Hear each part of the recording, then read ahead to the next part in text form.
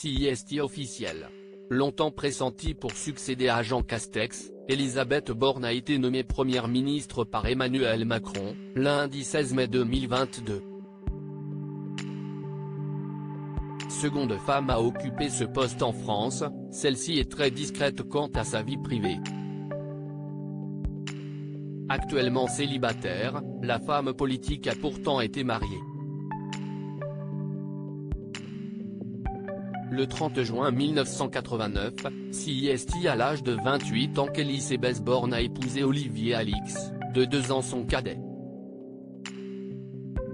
Ensemble, le couple a eu un fils, Nathan, né en 1995.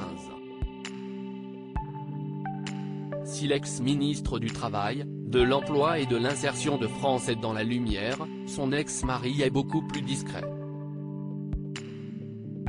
Dans un portrait réalisé par Libération en 2015, il avait été indiqué qu'Olivier Alix était ingénieur et universitaire.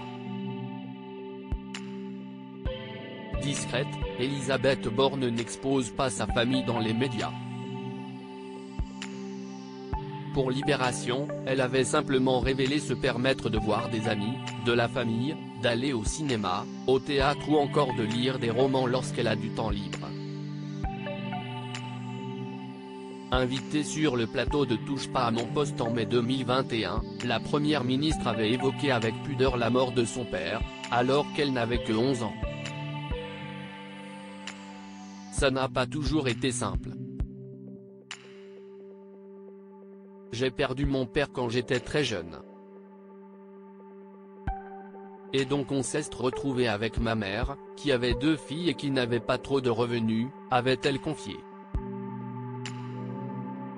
Pourquoi Elisabeth Borne a-t-elle fait Polytechnique? Face à Cyril Hanouna, la femme politique s'était laissée aller à quelques confidences sur son parcours. Après avoir révélé avoir été pupille de la Nation et fait ses études avec une bourse, Elisabeth Borne, qui désirait acquérir une autonomie financière, a confié s'être accrochée jusqu'à intégrer une école d'ingénieur. Alors que l'animateur phare de C8 lui a demandé pourquoi elle avait choisi cette voie-là, elle avait répondu alors, « Si est assez choquant de perdre son père si jeune et j'ai trouvé que les maths, c'était quelque chose d'assez rassurant, d'assez rationnel. Les maths m'ont ensuite permis d'intégrer Polytechnique. » Loading widget.